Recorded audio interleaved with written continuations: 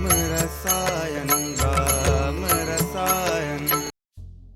राम रसायन में निधि और सोहन के विवाह की तैयारियां बहुत तेजी से हो रही हैं। जो कुछ भी करना था बस 2 ही दिन में करना था। इतने कम समय में दूर के रिश्तेदार और परिचित तो बुलाए नहीं जा सकते हैं, नहीं कार्ड वगैरह छपाने का झमेला हो सकता है। सुबह दुकानें खुलते ही लड्डू और छोटे छोटे डिब्बे मंगवा लिए गए। आसपास लड्डू के डिब्बे सहित मौखिक निमंत्रण, नमन और आरती दे आए। नीलम और उसका पति हीरा तो आंख खुलते ही मालकिन के आदेश पर छत की सफाई में जुट गए थे। नाश्ते तक निमंत्रण का काम तो पूरा हो गया था। पंडित राम भक्त कथावाचक और उनके दामाद रोहन को फोन से फुर्सत ही नहीं थी।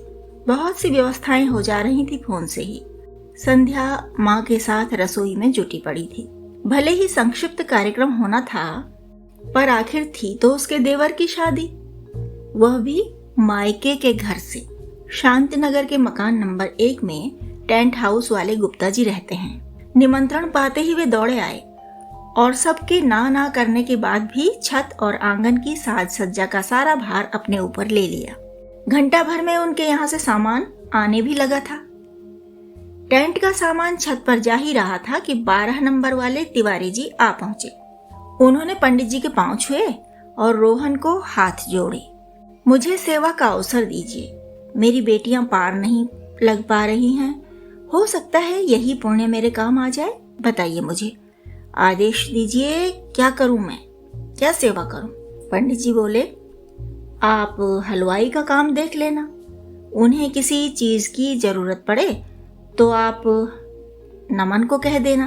आप कह देना बस, नमन और उसके दोस्त ले आएंगे। आप केवल इतनी निगरानी रखना कि सब कुछ समय से तैयार हो जाए और कोई चीज कम ना पड़े। स्वाद भी देखना पड़ेगा और हलवाइयों की सुविधा असुविधा भी। पीछे आंगन में भोजन बनेगा, देखभाल के लिए बैठना पड़ेगा। कर लेंगे आप इतना सब? तिवारी जी बोले, अरे पंडित जी, यह भी कोई काम हुआ? यह तो तिवारी ही कर लेंगी। हमें तो आप खर्चे वाला काम बताइए। राशन की जिम्मेदारी ले लें क्या हम? पंडित जी हाथ हिला हिला कर बोले, ना तिवारी जी ना, आर्थिक भार नहीं डालूंगा मैं आप पर। 3 बेटियां हैं, उनकी शादी करनी है आपको। भाई हम तो खर्चे वाला काम कर ही नहीं रहे। यह समझो कि सब घर के ही 100-200 लोग होंगे। कोई आडंबर नहीं करना है, कोई दिखावा नहीं करना है, तो फिर बोझ बांटने को है ही क्या? बस सप्तपदी संस्कार ही तो है भाई। यह समधी समधिन के बच्चे का ब्याह है, मैं तो बस निमित्त मात्र हूँ। पंडित जी समझाते रहे, पर तिवारी जी टस से मस न हुए। सेवा बताइए कि रट लगाए ही रहे। आखिर फूलों की जिम्मेदारी उन्हें दे दी गई। तिवारी जी एक बूढ़े की तरह झुके झुके थके थके से आए थे और एक बच्चे की तरह झूमते उछलते वापस गए। शाम तक पूरा घर गेंदा गुलाब से सजा हुआ था। सुंदर सुंदर बंधनवारें सब द्वारों पर लग गई थी और जयमाल के लिए भव्य मालाएं भी तय कराए थे तिवारी जी। इधर फूल सज रहे थे और उधर पंडित जी को 4 लोग घेर बैठे। वाह पंडित जी वाह, आपके यजमान हम हैं और सेवा का अवसर पा रहे हैं पड़ोसी। यह तो कोई न्याय नहीं हुआ। पंडित जी की सफाई कोई सुनता ही नहीं था। आपस में ही तय करके उन्होंने पूरे उत्सव की व्यवस्था कर दी। कहाँ तो सोच रहे थे शुरू में कि घर के ही 10-15 लोग होंगे और कहाँ 200 लोग इकट्ठा हो गए। पूर्वी आंगन में वेदिका बनने लगी, पश्चिम में हलवाई का डेरा पड़ा, छत पर बैठने और खाने की व्यवस्था होने लगी। अगले दिन सोहन और उसके मम्मी पापा आए। कुछ देर के बाद निधि भी अपने भाई और माता पिता के साथ आ गई। पूर्वी द्वार से वर का प्रवेश हुआ और पश्चिमी भाग वधू निवास हो गया। एलेक्सा के मंगल गीतों का साथ महिलाओं ने खूब जमकर दिया। उत्सव में बच्चे और युवा तो क्यों थकते, पर फेरे संपन्न करा के 3 जोड़ी बूढ़ा बूढ़ी ड्राइंग रूम में जहां तहां लुढ़क गए। निधि की माँ और रोहन की माँ तो अभिभूत थीं। आत्मीय जनों के सामने एकांत पाकर निधि की माँ के आंसू झरने लगे। आपने हमारी लाज रख ली पंडित जी। रोहन की माँ ने अपनी नई नई बनी समधिन के सुर में सुर मिलाया। सच्ची बात है, अब निधि के पिताश्री ने ताल मिलाई। हाँ, वरना कौन सा मुंह दिखाते हम दुनिया को।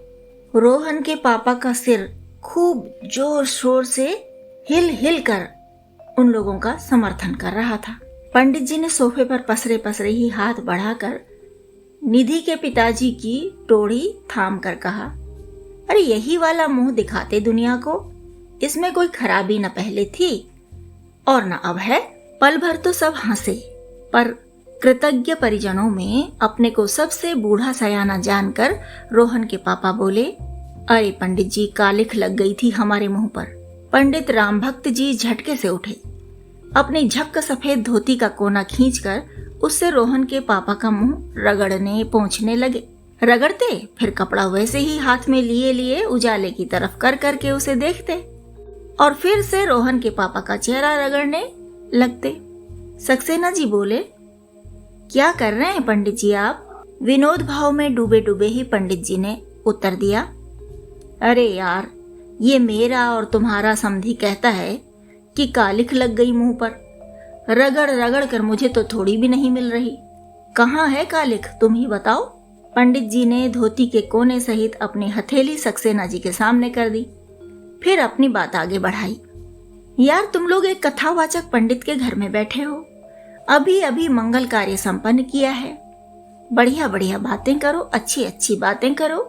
ये जो जाति व्यवस्था है ना, कभी अच्छे के लिए ही बनाई गई थी, लेकिन कालांतर में इसने इतनी बड़ी बर्बादी कर दी, इसलिए इसे छोड़ दो बिल्कुल। जाति पाति पूछे नहीं कोई, राम को भजे सो राम को होई। उन्होंने दोनों जोड़ी बूढ़ों को देखा, वे चारों पूरी तरह उबरे हुए नहीं लग रहे थे। तब पंडित जी ने पंडिताइन की ओर देखा, वे ऊँघ रही थी। किसी को कुछ न बोलते पाकर पंडित जी कहने लगे, देखो भाई, हम सब 6 के 6 थके मांदे बूढ़े हैं, सो जाना चाहिए अब। लेकिन सोने से पहले इतना सुनो ध्यान से कि जेहि कर जेहि पर सत्य सनेहु, सोते ही मिला ही न कछु संदेहु। तो हमारी निधि बिटिया भी सोहन की वैसी ही है जैसे संध्या बिटिया रोहन की। न देवरानी कम ज्यादा और न ही जेठानी कम ज्यादा।